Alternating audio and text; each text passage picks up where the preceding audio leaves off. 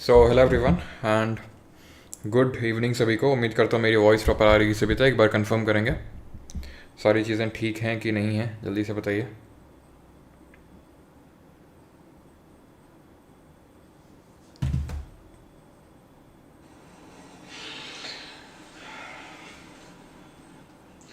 So hello everyone. Sir set 3 4 5 करना भाई। पाँचवा ही ये है, फिफ्थ नंबर सेट जो आज आप लोगों का हुआ था। और जो 3 और 4 है वो कल करवाएंगे सुबह, ठीक है। तो सुबह मस्त नहा धो के आ जाना। सुबह कब? सुबह 9:30 बजे आ जाना, ठीक है। और मस्त नहा धो के आना।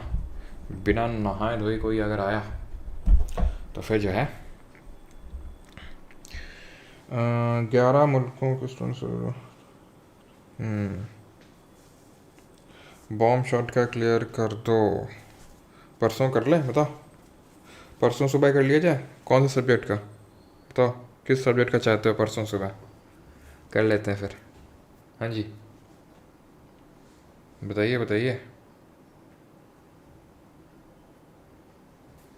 किस सब्जेक्ट का चाहते हैं परसों सुबह?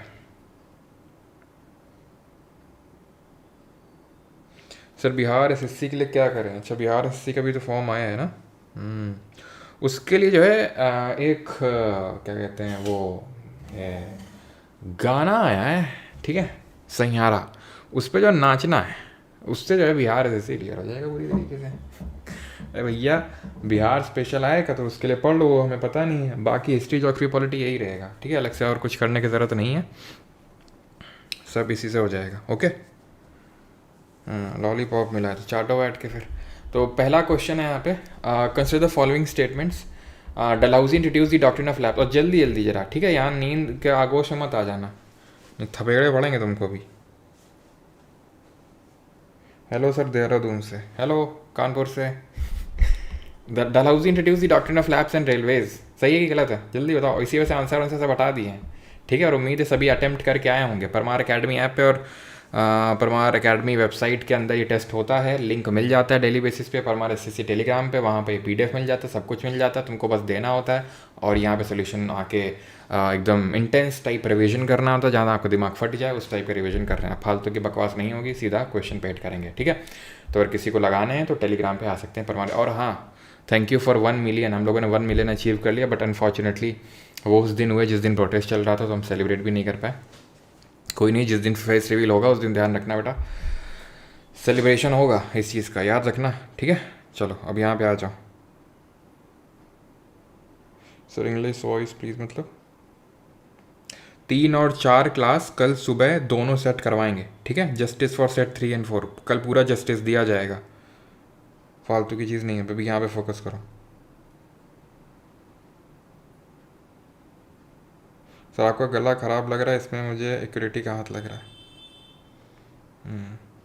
सर ये टीचर्स का अलग ही फाइट चल रहा है। चलो तो हम लोग कोने में बैठ के, ठीक है, क्या नाम था उसका, फुटफुट, उससे चाय मंगाते हैं और दूर से मज़ा लेते हैं, ठीक है।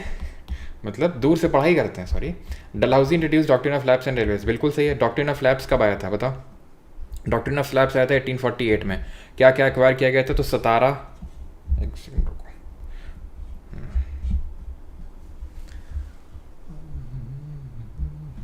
चलो। तो क्या क्या एक्वायर किया गया था? सतारा, संबलपुर, जैतपुर, झांसी, उदयपुर। और कब कब एक्वायर किया गया था ये सब आपको पता होना चाहिए, ठीक है। तो सतारा 1848 में, उदयपुर कब किया गया था? 1853 में, ठीक है। झांसी कब किया गया था? जल्दी से बताओ कमेंट में, झांसी कब किया गया था? आप डॉक्ट्रिन ऑफ लैप्स को सब सीरियल लाइन से कंफ्यूज मत करना, वो आया था आपका 1798 में। जहाँ पे आपको पता होना चाहिए वो लाया था कौन? वेलेस्ली लाया था। सबसे पहले किसने एक्सेप्ट किया था? निज़ाम ऑफ हैदराबाद ने। और अवध कब आया था उसके अंडर में? 1801 में उसके अंडर में आया था। तो ये चीज़ आपको ध्यान में रखनी है, ओके, क्लियर। तो सतारा, झांसी, नागपुर, उदयपुर, ये सब एक्वायर किए गए थे डॉक्ट्रिन ऑफ लैप्स। और रेलवेज डलहौजी के टाइम पे चलाए गए थे 1853, 1853 में। बॉम्बे से लेके थाने के बीच में कितनी दूरी थी? 34 किलोमीटर की डिस्टेंस थी, ओके। एंड कैनिंग की बात करें, was the first voice Roy of India, yes. अगर आपको याद हो कि 1857 का जो रिवोल्ट हुआ था इसी के टाइम पे हुआ था। और 1858 का जो गवर्नमेंट ऑफ इंडिया एक्ट आया था 1858 का, उसके तहत क्या किया गया था, गवर्नर जनरल ऑफ इंडिया को वॉइस रॉय बना दिया गया था, और पहला वॉइस रॉय उस टाइम पे कैनिंग ही हुआ करता था। और क्या हुआ था, 1858 का जो गवर्नमेंट ऑफ इंडिया एक्ट था, रिकॉल इट, 5-6 पॉइंट भाई, जो वो डुअल सिस्टम चल रहा था, board of governor and court of directors, वो खत्म किया गया, सेक्रेटरी ऑफ स्टेट की पोजीशन क्रिएट की, उसको असिस्ट करने के लिए 15 मेंबर की काउंसिल को क्रिएट किया गया, अपील कमीशन के रिकमेंडेशन के बेसिस पे इंडियन आर्मी में इंडियंस की संख्या को कम किया गया, साथ ही साथ क्या किया गया, साथ ही साथ ईस्ट इंडिया कंपनी को एबॉलिश कर दिया गया। Curzon pass the vernacular press act and Ilbert bill. Wrong wrong wrong, white is wrong, क्योंकि ये जो वर्नाकुलर प्रेस एक्ट है ये किसके टाइम पे आया था, वर्नाकुलर प्रेस एक्ट हो गया और आर्म्स एक्ट हो गया, ये दोनों अपने लिटन के टाइम पे आए थे। किसके टाइम पे आए थे, लिटन, और आंसर एकदम चलते रहने चाहिए कमेंट में। तो लिटन के टाइम पे आया था, और आप क्या क्या रिकॉल कर सकते हैं खुद से रिकॉल करते रहिए। तो लिटन के टाइम पे आया था वर्नाकुलर प्रेस एक्ट और आर्म्स एक्ट। इन दोनों को रिपील करने का काम किसने किया था, इन दोनों को रिपील करने का काम किया था रिपन ने। रिपन ने इन दोनों को रिपील किया था। ये आया था 1878 में, ये भी आया था 1878 में, दोनों को ही 1882 में रिपन ने वो किया। और रिपन के टाइम पे एल्बर्ट बिल कंट्रोवर्सी हुई थी, जो आपको पता होना चाहिए कि ये Albert bill controversy was the immediate cause for the formation of the Indian national Congress. कब एल्बर्ट बिल आया था, 1883 में, ठीक है। इसके तहत क्या हुआ था कि इंडियन जजेस या ज्यूरिस्ट के अंडर में ब्रिटिशर्स का भी ट्रायल चल सकता है, तो ब्रिटिशर्स ने इसका अपोज किया था, which exposed the real face the Britishers in the front of Indians. तो तीसरा वाला गलत हो जाएगा, ठीक है। तो 1 और 2 आंसर होगा। कर्जन के टाइम पे क्या क्या हुआ था, कर्जन के टाइम पे सर बंगाल का पार्टीशन हुआ था, ठीक है। बंगाल का पार्टीशन हुआ था कर्जन के टाइम पे 1905 में, जुलाई में अनाउंस हुआ था, और 16 अक्टूबर 1905 को बंगाल का पार्टीशन हुआ था, जहां बंगाल को 2 पार्ट में डिवाइड कर दिया गया था। This was east, this was West Bengal. क्यों बांटा गया था, तो ब्रिटिशर्स ने बोला नहीं, एडमिनिस्ट्रेटिव कन्वीनियंस, जैसे नहीं एसएससी अपना, एसएससी ने तुमको कहाँ से लगता है, कहाँ से सिखाया एसएससी ने कि due to some administrative reasons exam cancel होता है। ये एसएससी ने नहीं, ये सारी गवर्नमेंट संस्था ने सीख रखा है, एडमिनिस्ट्रेटिव रीजंस। जैसे कि टीचर्स को क्या होता है, टीचर्स को अगर जैसे क्लास ऑफ करना होता है तो बोलते हैं due to some technical glitch आज क्लास नहीं हो पाएगी। हाँ, तो होता क्या है कि अगर कभी सही में भी टेक्निकल ग्लिच होता है तो स्टूडेंट को लगता है हाँ ठीक है हमें मालूम है, मत बताओ हमें, ठीक है। तो वैसा टाइप ही है, जैसे हमारे लिए टेक्निकल ग्लिच होता है वैसे सरकार के लिए होता है एडमिनिस्ट्रेटिव रीजंस, ठीक है। तो एडमिनिस्ट्रेटिव रीजंस ये यहीं से सीखे गए हैं, क्योंकि जब ब्रिटिशर से पूछा गया कि क्यों डिवाइड किया बंगाल को, तो बोलते हैं एडमिनिस्ट्रेटिव कन्वीनियंस के लिए, जबकि एक्चुअल में रीजंस क्या था, ये जो बंगाल था वो नर्व सेंटर बनता जा रहा था, ठीक है। तो ये बंगाल नर्व सेंटर बनता जा रहा था, और ये जो एक्टिविटीज़ हो रही थी, रेवोल्यूशनरी एक्टिविटीज़ बहुत सारी, तो रेवोल्यूशनरी एक्टिविटी अगर आप पढ़ो तो आपको सब पता चलेगा, ठीक है। अच्छा बताओ, मित्र मेला कब बनता है, मित्र मेला कब बनाया जाता है, तो वो बंगाल में ही मेनली नर्व सेंटर था, तो उसको वीक करना चाहते थे हिंदू मुस्लिम के लाइन में डिवाइड करके। ये था ईस्ट बंगाल आपका मोस्टली मुस्लिम, और वेस्ट बंगाल था मोस्टली हिंदू। ये मोस्टली बोलता था बांग्ला, ये मोस्टली बोलता था हिंदी, ठीक है। और मेन ये रीज़न ब्रिटिशर्स ने दिया था एडमिनिस्ट्रेटिव कन्वीनियंस। कहीं ना कहीं थोड़ा बहुत रीज़न था कि उसकी पॉपुलेशन बहुत ज़्यादा हुआ है, ठीक है। पूरे ब्रिटिश इंडिया पॉपुलेशन का 1/4 पॉपुलेशन वहीं पे रहती थी, तो वो एक रीज़न था, लेकिन मेन रीज़न था उसको वीक करना, जिसकी वजह से 1911 में फिर ये पार्टीशन को एन्यूल कर देते हैं, ख़त्म कर देते हैं, रद्द कर देते हैं। 3 दिल्ली दरबार हुए, कब कब हुए, तो 1877, 1903 और 1911, लिटन के टाइम पे, कर्जन के टाइम पे, और ये हुआ था हार्डिंग द सेकंड के टाइम पे 11 वाला। इसी में बोला गया था कि हम पार्टीशन को एन्यूल कर रहे हैं, और क्या कर रहे हैं, मुस्लिम्स को अपीज करने के लिए कलकत्ता से दिल्ली को कैपिटल शिफ्ट कर रहे हैं। और दिल्ली कब कैपिटल पहली बार इंडिया की कब बनी, 1912 में, 1912 में, ओके। कर्जन के टाइम पे इंडियन यूनिवर्सिटीज एक्ट पास हुआ, ठीक है, एंड कैलकाटा कॉर्पोरेशन एक्ट, ध्यान रखना, Calcutta corporation act, Indian universities act and Bengal partition, all 3 are dedicated to Curzon. तो यहाँ पर आंसर क्या हो जाएगा, 1 और 2 हो जाएगा। मतलब आप लगा चुके हैं सब कुछ, आंसर पता ही है आपको, ठीक है। बस यहाँ पर हमें क्या करना है, खट फट रिवीजन करना है, ठीक है।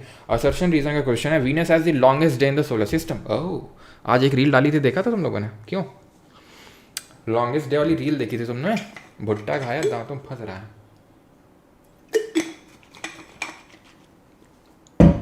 तो Venus as the longest day in the solar system, yes, कितना, तो 243। सबसे शॉर्टेस्ट किसका होता है, जुपिटर का, 9 घंटे और 55 मिनट का। सबसे लॉन्गेस्ट रेवोल्यूशन टाइम किसका होता है, नेपच्यून का होता है। शॉर्टेस्ट किसका होता है, मरकरी का होता है, कितना होता है, 88 डेज का होता है। वीनस अर्थ की twin sister, morning star, evening star, brightest planet, hottest planet, Lucifer, ठीक है, ये सब वीनस का है। एंड वीनस एंड यूरेनस जो है वो ईस्ट से वेस्ट रोटेट करते हैं। अभी ये मैं सोच रहा हूँ कि यार आखिरी क्वेश्चन रखूँ सोलर सिस्टम का, आगे बंद कर दूँ मैं सोलर सिस्टम के क्वेश्चन, ठीक है, क्योंकि इतनी बार सोलर सिस्टम कर चुके हैं कि सोलर सिस्टम भी शर्मा जाएगा। आपको पता है कि आज 5 अगस्त को अभी मैंने रील भी डाली थी कि सबसे जो है शॉर्टेस्ट डे रिकॉर्ड किया गया ह्यूमन हिस्ट्री में, बिकॉज हमारी जो अर्थ है उसकी स्पिनिंग थोड़ी सी फास्ट हो गई, जिसकी वजह से 1.25 मिली सेकेंड आज का दिन जो है छोटा था। Venus rotates on axis from east to west, it is true, yes ये सही है, ठीक है। तो यहाँ पर आंसर क्या होगा, आंसर होगा यहाँ पर, अब यहाँ पर जब कन्फ्यूज़न होता है तो मैंने आपको क्या बताया क्या करना होता है, और सर्सन और रीज़न के बीच में लगा देना होता है बिकॉज। इससे क्या होता है, इससे हमें पता चल जाता है कि ए होगा या बी होगा। इसी में कन्फ्यूज़न होता है कि सही एक्सप्लेनेशन है नहीं है। तो वीनस सबसे लंबा दिन होता है वीनस का सोलर सिस्टम में, क्योंकि वीनस ईस्ट वेस्ट रोटेट करता है। अच्छा, यूरेनस भी तो करता है, नहीं यूरेनस भी तो करता है, तो उसका क्यों नहीं हो जाता है? तो मतलब इसका वो रीज़न नहीं है। फिर रीज़न क्या हो सकता है, फास्टर स्पिनिंग होगी, सिंपल, ठीक है। जो अपनी एक्सिस पे स्पिन करते हैं, अर्थ अपनी एक्सिस पे कितना टिल्टेड है, रिकॉल करो 23.5 डिग्री एक्सिस। अपने ऑर्बिटल प्लेन पे कितना टिल्टेड है, 66.5 डिग्री। क्यों टिल्टेड है? क्योंकि जो है एक दिन हनुमान जी ने जो उसको उठा रखा है तो थोड़ा सा टिल्ट हो गई है। यही हम लोग बचपन में पढ़ते थे, लेकिन एक्चुअल में जो रीज़न वैसे तो किसी को नहीं पता है, लेकिन ये माना जाता है कि एक एस्टेरॉइड का इम्पैक्ट हुआ होगा, उसकी वजह से टिल्ट हो गई। Okay, then match the following पे आते हैं। मैच करना है, और तुम लोगों ने कैच पकड़ लिया होगा मैच में, और वो मुझे पता है किसी ने पकड़ा कि एक कैच, कि जितने भी यहाँ मैच दी फॉलोइंग दिए जाते हैं लेवल 2 वाली PDF में, झोल है कुछ, किसी ने पकड़ा वो झोल? क्यों?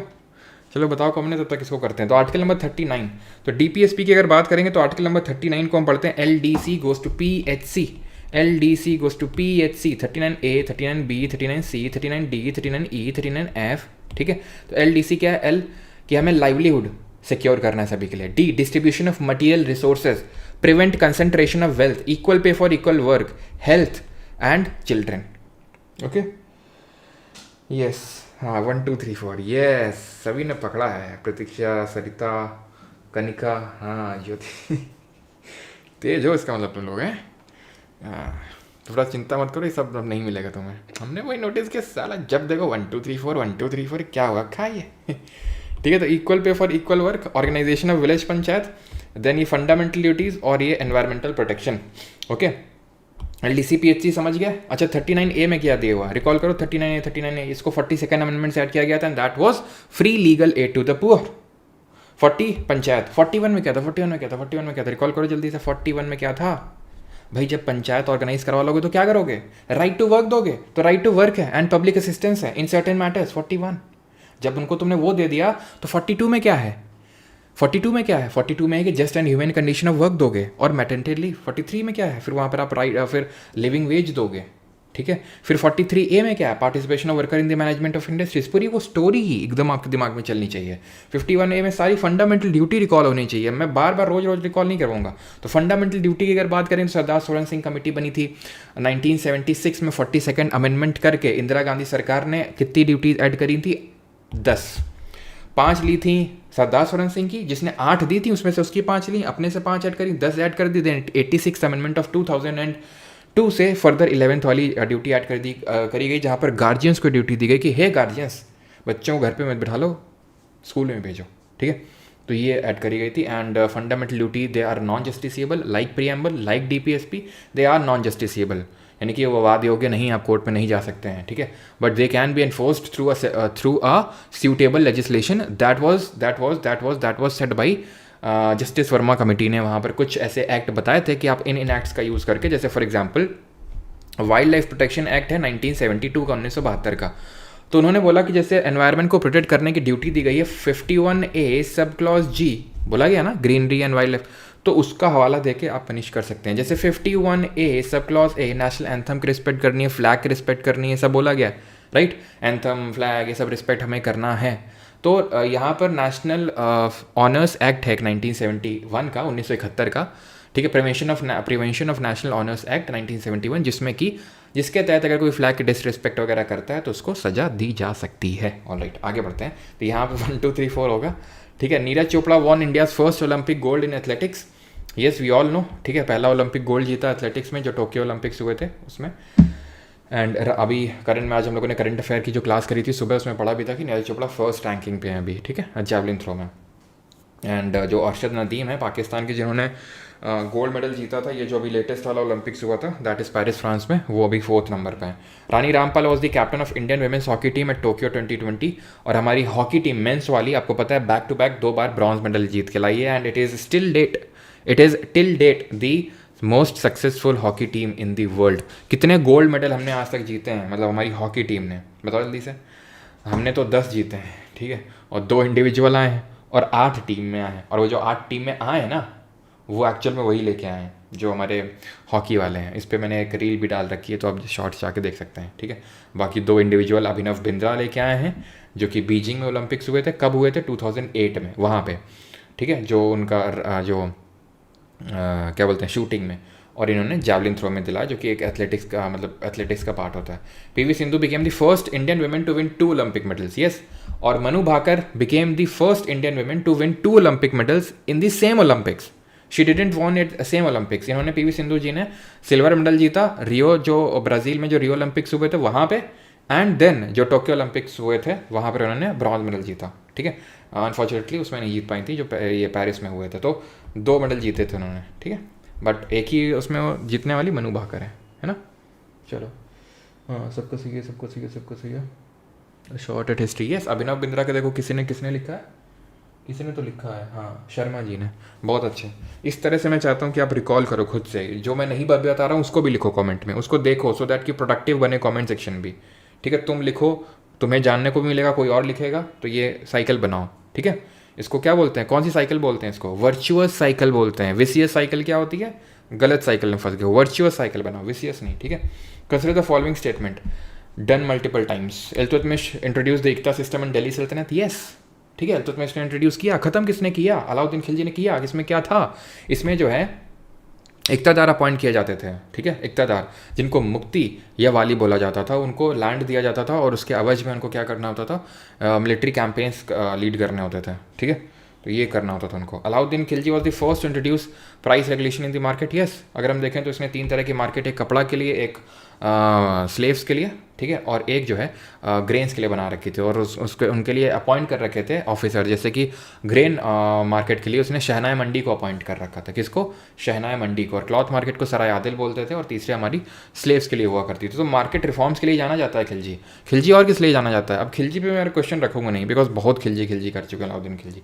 इसका 1296 से लेकर 1316 तक इसका रेन था, यानी कि टेन्योर था। देन उसके बाद इसने कुछ एक्सपेडिशन किए, उसमें से एक गुजरात में था, वहाँ से मलिक कफूर को उठाया, चल आजा मुंबई चलते हैं, ठीक है। तो उसके बाद उसको 1000 दिनारी उसको बोला गया, बिकॉज उसको 1000 दिनार में उसको खरीदा था। उसने साउथ इंडिया में एक्सपेडिशन किए, कहाँ किए रिकॉल करो, नहीं पता है तो पढ़ो उसको जाके, ठीक है, पीछे भी मैं बता चुका हूँ।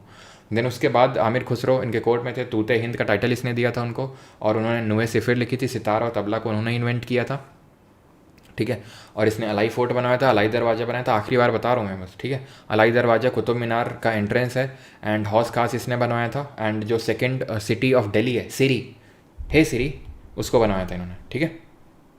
एक्टिव हो गया भाई, ये दिख रहा है तुम लोगों को? चलो, तो Alauddin Khilji was the first to introduce price regulation in the market. Yes, Mohammed bin Tughlaq shifted the capital to Daulatabad for strategic reasons. Yes, Delhi से दौलताबाद या देवगिरी शिफ्ट करी थी MBT ने, ठीक। और ये सब टोकन करेंसी इंट्रोड्यूस करी थी, कराचिल खुरासान एक्सपेडिशन किया था, सब फेल। तभी तो उसको बोलते हैं वाइजेस्ट फूल।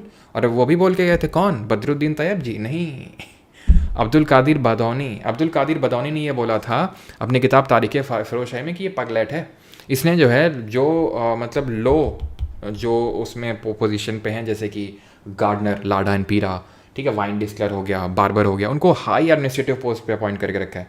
MBT का टाइम पीरियड आप बताइए। इल्तुतमिश का कितना था? इल्तुतमिश का था 1210 से लेकर 1236, और लाहौर से दिल्ली कैपिटल शिफ्ट करने का काम भी इल्तुतमिश ने ही किया था। सिल्वर टंका इंट्रोड्यूस किया था, कॉपर जीतल इंट्रोड्यूस किया था, ठीक है। And Chahalgani, that is group of 40 slaves लेके आया था, उसको किसने ख़त्म किया था? बलबन ने ख़त्म किया था, ठीक है। और बलबन के बारे में सारी चीज़ें रिकॉल कर लो, क्योंकि बलबन जो है बड़ा बदमाश लड़का था, ठीक है। असर रीज़न पे आते हैं। The biomass at tertiary consumer level is greater than at producer level. Energy transfer between the trophic level is 10%.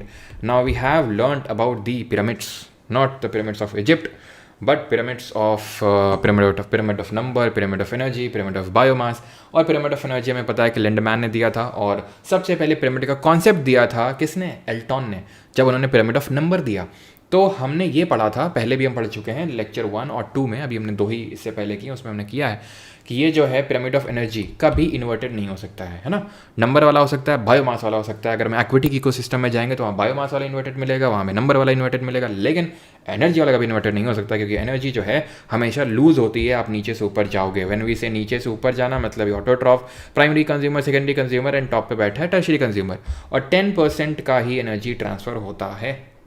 Is this clear और नॉट?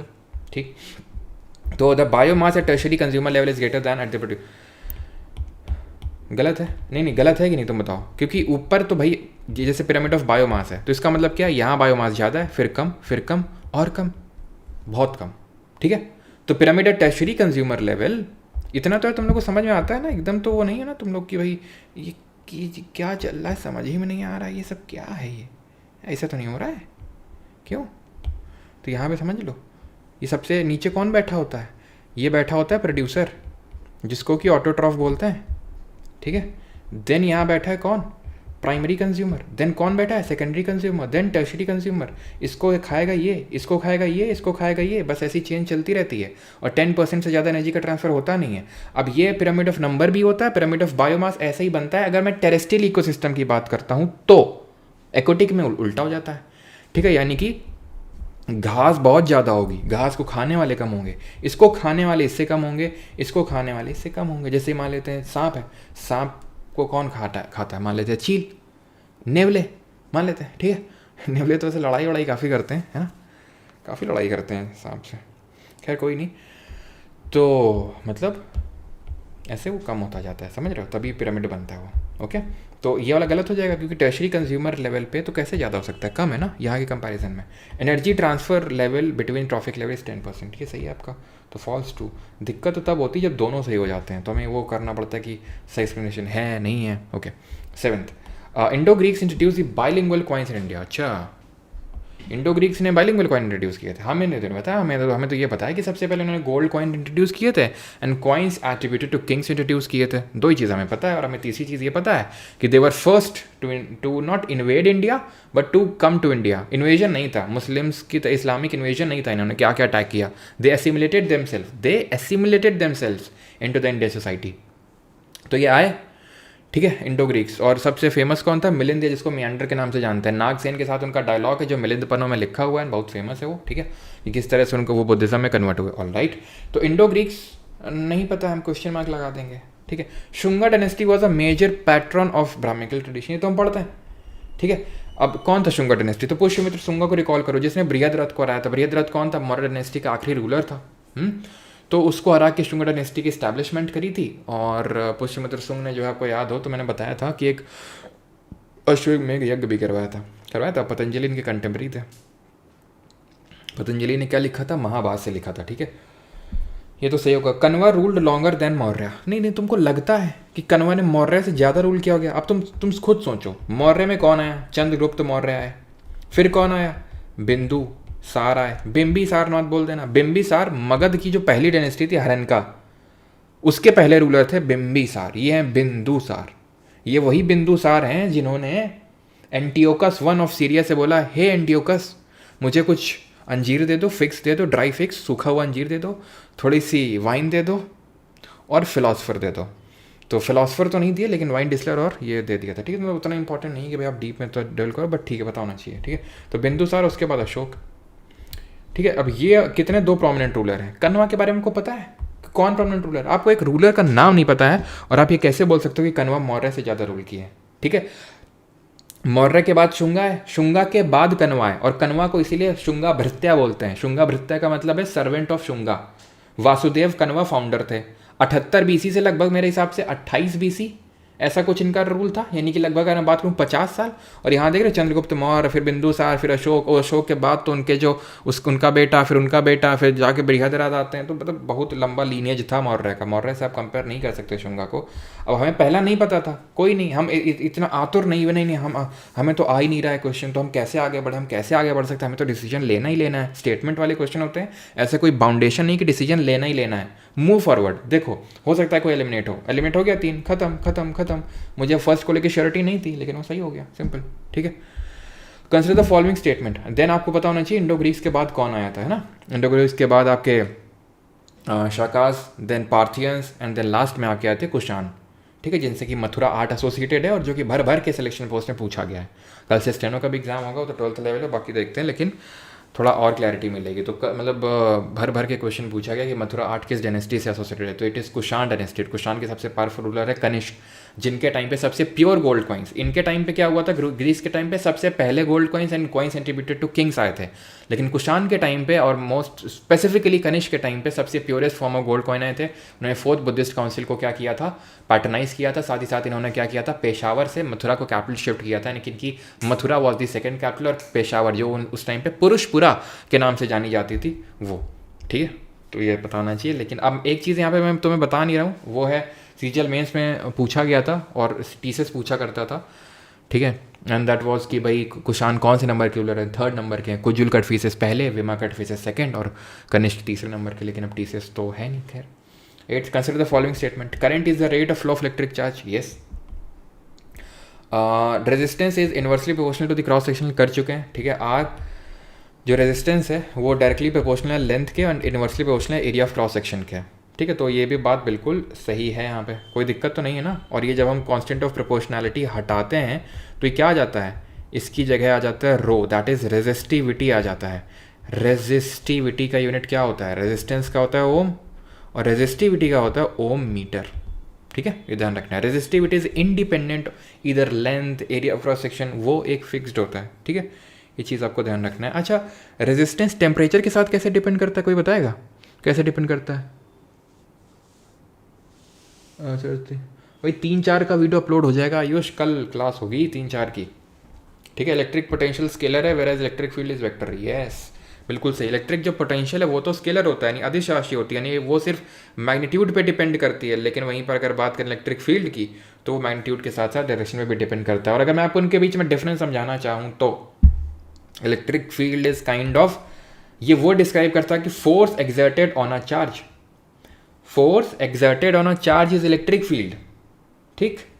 और फोर्स क्या होता है, फोर्स तो वेक्टर होता है। और इलेक्ट्रिक पोटेंशियल क्या होता है, it describes the potential energy per unit charge, ये पोटेंशियल एनर्जी है पर यूनिट चार्ज, और ये कितना फोर्स लग रहा है ऑन दैट चार्ज। तो ये वेक्टर है, स्केलर, ये भी सही होगा। Option number D, all of the above, okay clear. हाँ कुछ पूछा था हमने आपसे, हाँ टेम्परेचर इंक्रीज करने पे वो आपस में इलेक्ट्रॉन भड़ भड़ भड़ भड़ वो क्या होंगे, लगेंगे, ठीक है। तो रेजिस्टेंस बढ़ जाएगा आपका, ये चीज़ आपको ध्यान रखना है, okay okay okay okay okay. अच्छा एक और फैक्ट बताना कि जो रेजिस्टिविटी है एलॉय की ज़्यादा होती है कॉन्स्टिट्यूएंट मेटल की ज़्यादा होती है। जैसे फॉर एग्जांपल ब्रास है, तो brass is an alloy of copper and zinc, तांबे और जस्ते का। तो ब्रास की रेजिस्टिविटी ज़्यादा होगी या कॉपर और जिंक की ज़्यादा होगी, बताओ गेस करो। देन 9th नंबर क्वेश्चन है, सात्विक साईराज, रनकी रेड्डी और Chirag Shetty won the All England Open 2025। Doctor Vasudha Jha received the Padma Bhushan for contributions to environmental law. The Nobel peace prize 2025 was awarded for breakthrough in AI regulation. तो तीसरा वाला यहाँ पर गलत है, पहला दूसरा सही है, ठीक है। तो ये सब देख लेना। करंट अफेयर का जो शॉर्ट अपलोडेड है परमारसी टेलीग्राम पे ई बुक फ्री में, उसको देखते रहना, ठीक है, कॉन्टिन्यूसली बार बार, जब भी टाइम मिले, पढ़ने का मन ना करे तो देख लेना, ठीक है। चलो, तो यहाँ मैंने क्वेश्चन पूछा था एलॉय की रेजिस्टिविटी ज़्यादा होगी as compared to constituent metal, ये भी क्वेश्चन पूछ सकता है, ठीक है। 10th नंबर पे आते हैं, and that is assertion reason का, graphite conduct electricity while diamond does not. बात तो सही है, दोनों ही एलोट्रोप हैं, अप्रूप हैं कार्बन के, लेकिन दोनों में अंतर है। ग्रेफाइट में क्या है, एक कार्बन 3 कार्बन से बॉन्डेड है, डायमंड में क्या है, एक कार्बन 4 कार्बन से बॉन्डेड है। तो यहाँ एक फ्री है इलेक्ट्रिसिटी कंडक्ट करने के लिए। इसका जो स्ट्रक्चर होता है वो कैसा होता है, लेयर्ड स्ट्रक्चर होता है, ऐसे लेयर टाइप स्ट्रक्चर होता है, लेयर टाइप। इसका होता है टेट्राहेड्रल, टेट्राहेड्रल लेयर्ड स्ट्रक्चर होता है, याद रहेगा। और क्योंकि इसमें एक कार्बन, 3 ही कार्बन से बाकी वो है, तो यहाँ पर एक डी लोकलाइज इलेक्ट्रॉन भी में आपको मिल जाएंगे, जिसकी वजह से ये इलेक्ट्रिसिटी कंडक्ट करता है ना। Graphite conduct electricity and while diamond does not, सही है। Graphite has D localise electrons and layer structure, सही है। अब एक्सप्लेनेशन सही है कि नहीं, वो भी है, ठीक है, क्योंकि उसमें इलेक्ट्रॉन है तो इलेक्ट्रिसिटी को कंडक्ट कर देता है। तो आंसर यहाँ पर बस बिकॉज लगा लेना है। अगर आपको जैसे डाउट हो कि क्या रीज़न सही एक्सप्लेनेशन है असर्शन का कि नहीं, तो असर्शन के बाद बस बिकॉज लगा लेना है and you are done. Okay, तो ऑप्शन नंबर ए। अब हम जल्दी से रिकॉल करते हैं कार्बन के और कोई भी एलोट्रोप होते हैं क्या? हाँ, होता तो है। बकमेस्टल फुलरीन होता है, जिसमें कि 60 कार्बन के आटम इस तरह से अरेंज होते हैं को फुटबॉल का शेप लगता है वो, ठीक है। और ग्रेफाइट जो है स्लिपरी नेचर का होता है बिकॉज लेयर्ड होता है। And diamond is the hardest natural substance known. तो बने कार्बन से ही है, लेकिन देख सकते हैं प्रॉपर्टी में कितना अंतर है कि नहीं। Consider the following statements, economic से हैं, पहले हम सब पढ़ चुके हैं, ये देखते हैं। GDP at factor cost excludes indirect taxes and includes subsidies included हैं और फैक्टर कॉस्ट। अब देखो दो चीज़ें होती हैं, एक तो फैक्टर कॉस्ट होता है और एक मार्केट प्राइस। मार्केट में जो हमें चीज़ मिलती है, मार्केट में जो हमें चीज़ मिलती है कोई भी चीज़, उसमें टैक्स लगा हुआ होता है, इंक्लूडेड होता है, ठीक है। फैक्टर कॉस्ट में नहीं होता है। फैक्टर कॉस्ट में जो है जीडीपी एट फैक्टर कॉस्ट जो होता है एक्सक्लूड्स इनडायरेक्ट टैक्सेस, उसमें इनडायरेक्ट टैक्सेस नहीं होते हैं। सर ये तो परमार सर के रिवील पे इतने वीडियोस आ गए हैं कि अब रियल रिवील पे ट्रस्ट ही नहीं होगा। अच्छा, ये हो जाएगा जब हम रिवील करेंगे तो हमें पता चल जाएंगे ये सारे वीडियोस झूठे हैं। 3 सही निकला, मैं तो सर सेट 3 और 4 का क्या हुआ? सेट 3 और 4 का क्या हुआ बताते हैं अभी क्या हुआ। बारिश में भीग गए, सुखाने के लिए डाल रखे हैं, कल सुबह तक सूख जाएंगे फिर करेंगे। हाँ, तो यहाँ पर आपको याद होना चाहिए, मैंने आपको बताया था कि फैक्टर कॉस्ट जब भी चाहिए होता है तो हम क्या करते हैं, market price minus net indirect tax, ठीक है ना। What is indirect tax? Sorry, net indirect tax क्या होता है? इनडायरेक्ट टैक्स माइनस सब्सिडी, तो indirect tax plus subsidy. Okay, तो अगर फैक्टर कॉस्ट की बात करें तो इनडायरेक्ट टैक्स नहीं होता है, सब्सिडी होती है, सही है। नेट नेशनल प्रोडक्ट क्या होता है? NNP हमें निकालना है तो GNP माइनस डिप्रिसिएशन, बिल्कुल ठीक है। अगर हमें ग्रॉस से नेट पे जाना होता है तो हमें डिप्रिसिएशन को घटा देना होता है, simple. NNP eight market price is the most appropriate indicator the real national income. गलत है, क्यों? NNP एट फैक्टर कॉस्ट होता है, ठीक, क्लियर। सर मैं तो आपके पीछे था उस दिन। अच्छा, तुम ही थे क्या पीछे जो एकदम से मिर्गी के दौरे पड़े थे और एकदम से गिर गए थे? तुम ही थे क्यों? चलो, तो NNP GNP minus depreciation. Okay, तो आंसर होगा option number C 1 and 2 only, ठीक है। तो NNP जो एट फैक्टर कॉस्ट होता है, ना कि मार्केट प्राइस, वो नेशनल इनकम होता है। अच्छा, नॉमिनल जीडीपी रियल जीडीपी में अगर हमें जाना हो तो हमें किसका यूज़ करना होता है? जीडीपी डिफ्लेटर प्राइस इंडेक्स ही बोल देते हैं। तो क्या होता है? नॉमिनल जीडीपी, ठीक है, अपॉन रियल जीडीपी इंटू 100, ठीक है। ये चीज़ पता होगी आपको, काफ़ी बार हम लोग इस चीज़ को बार बार कर चुके हैं। जो 8 इंडिकेटर होते हैं नेशनल इनकम के, जीडीपी, NNP और NDP और है ना GDP, ठीक है, सारे जो eight market price and factor cost 4 मिला के वो सब हम कर चुके हैं, ठीक है। और सीक्वेंस में चलना है, बता रहा हूँ, ठीक है। अगर मैंने 1 2 के बाद 5 करवाया तो 5 ही करना है, कल 3 4 कराऊंगा तो कल 3 4 करना है, नहीं तो फिर यही कहोगे कि समझा क्यों नहीं रहे हैं कहीं पे, ठीक है। क्योंकि ये फिर अगर हम समझाने पे आए तो ये 25 क्वेश्चन अगर मैं फिर समझाने पे आया तो ये समझ लो कि पूरी रात हो जाएगी फिर, ठीक है। तो थोड़ा सा लिमिट तो करना ही पड़ेगा। Consider the following statement, the prime minister is appointed by the president under article 75, सही है, ठीक है। आर्टिकल नंबर 75 में कितने क्लॉज हैं? 6 क्लॉज हैं। 6 क्लॉज हैं कि नहीं है? पहला क्लॉज क्या बोलता है कि जो प्राइम मिनिस्टर है उसकी अपॉइंटमेंट कौन करेगा? प्रेसिडेंट करेगा, और जो अदर काउंसिल ऑफ मिनिस्टर उनकी अपॉइंटमेंट भी प्रेसिडेंट करेगा, but on the advice of the prime minister. Okay, 75 clause 1 पढ़ रहे थे अभी हम, उसके अंदर भी सब क्लॉज है, सब clause A, sub clause B. Sub clause A बोलता है कि मैक्सिमम जो लिमिट हो सकती है काउंसिल ऑफ मिनिस्टर की वो 15% हो सकती है, 91st अमेंडमेंट से जोड़ा गया। देन सब क्लॉज बी को भी 91st अमेंडमेंट से जोड़ा गया कि अगर किसी को डिस्क्वालीफाई, अगर कोई डिस्क्वालीफाई होता है on the ground of defection तो मिनिस्टरशिप से भी डिस्क्वालीफाई हो जाएगा, प्लस 2/3 लोग अगर किसी नई पॉलिटिकल पार्टी को ज्वाइन करते हैं तो उसको डिफेक्शन के अंदर नहीं रखा जाएगा। 75 क्लॉज 2, मिनिस्टर शैल सर्व और shall remain in office till the pleasure of president, मतलब individual responsibility of minister decide करी गई है towards the president. Third, collective responsibility towards Lok Sabha. तो दूसरा वाला गलत हुआ ना, पहला तो सही हुआ लेकिन दूसरा गलत हुआ, क्योंकि जो काउंसिल ऑफ मिनिस्टर हैं, let it be cabinet also, not to the president but collective responsibility to the lower house, that is house of people, that is lok sabha। दूसरा गलत, कट कट कट कट, ठीक।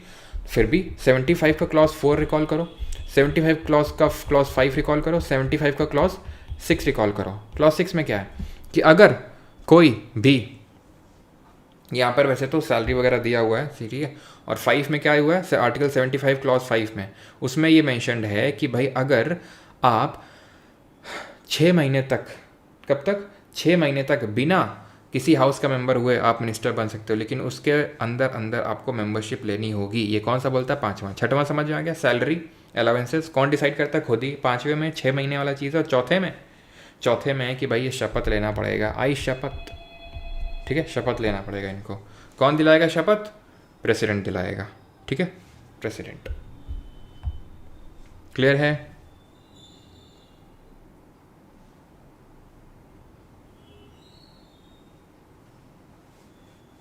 तो please SCI का bomb shot पहले करवा दीजिए। SCI का, अच्छा साइंस का, साइंस से क्यों, साइंस का तो उतने क्वेश्चन भी नहीं आ रहा है, साइंस से क्यों करवा दें, सब बवाल हो रहा है यूट्यूब पे। होने दो, आराम से पढ़ाई लिखाई करो, बाकी ये क्या ही बताएं। बवाल यूट्यूब पे नहीं हो रहा है, तुम्हें पता नहीं, तुम लोगों को बवाल और भी बहुत कहीं हो रहा है तुमको तो सिर्फ यूट्यूब पे दिख रहा है। अशर्स एंड रीजन पे आते हैं, ठीक है। The Sangam text are considered secular in nature, they were written by court poets to glorify the kings of the modern empire. Sangam text are considered secular nature, ठीक है, हमें नहीं पता, हमने तो नहीं पढ़ा, हमारा मास्टर ने तो ना पढ़ा है। अच्छा, they were written by court poets to glorify the kings of the modern empire. हैं, संगम टेस्ट मॉडर्न एम्पायर, कैसी बात कर रहे हो? तो हमने पढ़ा था कि ये 3 संगम हुई थी, याद है आपको, कपाटपुरम और मदुरई में, पहली तीसरी मदुरई में, दूसरी कपाटपुरम में, जहाँ पर तोलका पीएम एक टेक्स्ट कंपोज किया गया था, याद है आपको? तो उसका कोई मौर्य से लेना देना है क्या, बताओ?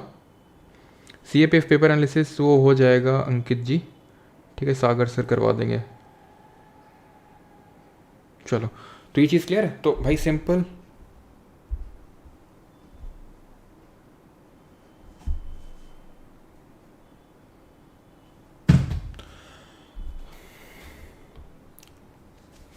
ठीक है, तो सिंपल यहाँ पे क्या है कि Sangam text are considered secular in nature, तो पहला सही है। They were written by court poets to glorify the kings of the modern empire, ये गलत हो जाएगा। आंसर होगा option number B is true and R is false, okay, to glorify the kings of modern empire. तो modern empire से कोई लेना देना है संगम का। 14th, Champaran, Kheda, non cooperation, Dandi, बता दी।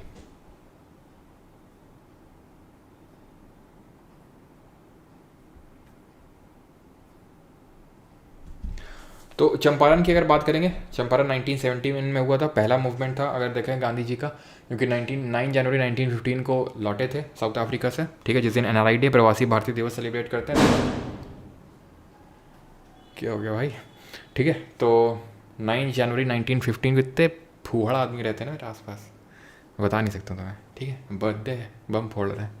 9 जनवरी 1915, ठीक है, तो वापस आए एंड ठीक है, प्रवासी भारतीय दिवस सेलिब्रेट करते हैं। फिर उसके बाद गोपाल कृष्ण गोखले जो उनके पॉलिटिकल गुरु थे, जो जिन्ना के पॉलिटिकल गुरु थे, जिन्होंने सर्वेंट्स ऑफ इंडिया सोसाइटी बनाई थी 1905 में, उन्होंने गांधी जी को एडवाइस किया कि थोड़ा सा घूमो फिरो, मौज करो, फिर उसके बाद जो है सत्याग्रह पे उतारना। तो 1917 में उन्होंने पहला सिविल डिसोबीडियंस, चंपारण को पहला सिविल डिसोबीडियंस बोलते हैं, याद रखना, मेंस में पिछली बार पूछा गया था, 1917 में किया था। It was against the tinkathia system. Tinkathia का मतलब होता है 3/20th पार्ट ऑफ लैंड में आपको कंपल्सरीली इंडिगो कल्टिवेशन करना होगा। राजकुमार शुक्ला ने इनवाइट किया, गांधी जी जरा आना तो, और गांधी जी ने वहाँ पर थोड़ा सा सॉर्ट आउट करी चीज़ें। देन खेड़ा में क्या था कि क्रॉप फेलियर हो गया था, किसान बोल रहे थे कि रेवेन्यू मत कलेक्ट किया जाए, लेकिन अंग्रेज बोल रहे थे नहीं कोई क्रॉप फेलियर नहीं हुआ, हम तो कलेक्ट करेंगे क्योंकि हमें फर्क नहीं पड़ता, ठीक है। गांधी जी कहते कैसे नहीं पड़ता, इधर आओ, ठीक है। तो खेड़ा वॉज क्या, खेड़ा वॉज पहला हंगर स्ट्राइक, पहला हंगर स्ट्राइक खेला था 1918 में। चंपारण 1917 में हुआ, अहमदाबाद खेला 1918 में हुआ दोनों।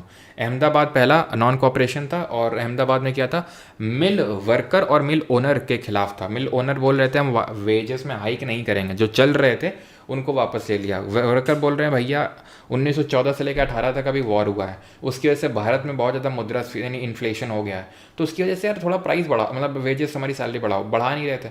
तो उन्हीं में से एक मिल वर्कर की बहन थी अनुसुईया साराभाई, उन्होंने गांधी जी से बोला आइए इधर, ठीक है। तो फिर गांधी जी ने सॉर्ट आउट करके दी चीज़ें। नॉन कॉपरेशन हमें पता है नॉन कॉपरेशन क्या था, तो इस सबकी पूरी हमें हिस्ट्री पता होनी चाहिए। नॉन कॉपरेशन क्यों स्टार्ट हुआ, कैसे स्टार्ट हुआ, तो हमें पता है इसका जन्म रॉलेट एक्ट से होता है, जिसको अनार्कियल एंड रेवोल्यूशनरीज क्राइम्स एक्ट के नाम से जाना जाता है। ये 1919 में आया था, जिसको गांधी जी ने ब्लैक एक्ट बोला था। क्यों बोला था, क्योंकि इसमें 2 साल की जेल में आपको 2 साल की जेल दे दी जाएगी अगर हमें जरा सा भी थोड़ा सा भी डाउट हुआ कि आप कुछ गलत हरकतों में इन्वॉल्व हैं, तो बस जस्ट मेरा अगर में शक हुआ तो, बिना अपील, बिना वकील, बिना दलील के। क्योंकि इसको सिडनी रॉलेट ने कंपोज किया था, तो उसका नाम रॉलेट एक्ट पड़ गया, गांधी जी ने ब्लैक एक्ट बोला। देन उसके बाद हुआ क्या, ऐसे ही प्रोटेस्ट चल रहे थे। तो एक दिन था 13 अप्रैल 1919 का दिन, बैसाखी का दिन था, लोग कलेक्ट हुए थे और सैफुद्दीन किचलू और सत्यपाल की अरेस्ट भी हो गई थी। तो यहाँ पर आपको पता है कि माइकल ओ डायर ने नहीं, जनरल E.M. डायर ने गोली चलाने के निर्देश दिए, काफ़ी लोग की डेथ हुई, ठीक है, और काफ़ी लोगों की डेथ हुई। तो फिर इसका बदला लिया गया नॉन कॉपरेशन से। बाकी डायर से बदला लिया किसने, उधम सिंह से, लेकिन E.M. डायर से नहीं, क्योंकि वो मर चुका था तब तक। तो उन्होंने किसको मारा, माइकल ओ डायर को, क्योंकि उसने प्रशंसा करी थी E.M. डायर के करतूतों की, तो उसको मारा उन्होंने वहाँ पर राम मोहम्मद सिंह आज़ाद का नाम रख के। क्लियर। नॉन कॉपरेशन फिर स्टार्ट करते हैं, क्योंकि उससे पहले खिलाफत आंदोलन शुरू हो चुका था 1919 की बात है, 1919 में, जिसको अली ब्रदर्स, मौलाना अली और शौकत अली ने स्टार्ट किया था। अली ब्रदर्स ने, अजमल खान भी उसमें थे, और उन्होंने स्टार्ट किया था। उसके लिए इंडिया से कुछ नहीं था, तुर्की से था। टर्की में खलीफा बैठता था और वो हार गया था फर्स्ट वर्ल्ड वॉर में, तो फिर उनको वहाँ से ब्रिटिशर्स ने उसको हटा दिया। तो फिर क्या हुआ, फिर जो है गांधी जी ने अपॉर्चुनिटी देखी, वाह वाह वाह, क्या कि भाई इसको तो हम हिंदू मुस्लिम यूनिटी बना सकते हैं, खिलाफत मुस्लिम्स का, और नॉन कॉपरेशन वाला है तो मुस्लिम भी हमारा सपोर्ट करेंगे, तो हिंदू मुस्लिम यूनिटी हुई। और इसी टाइम पे, दैट इज 1920 में नॉन कॉपरेशन जब गांधी जी ने लॉन्च किया, तो रीजनल मूवमेंट भी स्टार्ट हो गई। जैसे कि यहाँ पर मालाबार अपराइजिंग 1921 में स्टार्ट हुई, बट ये धीरे धीरे हिंदू वर्सेस मुस्लिम हो गया, क्योंकि ज़मींदार हिंदू थे और जो पेशेंट्स थे, किसान थे, वो मुस्लिम थे। तो हिंदू वर्सेस मुस्लिम की वजह से कांग्रेस ने इनिशियली तो सपोर्ट किया था, लेकिन बाद में बैकआउट कर गई।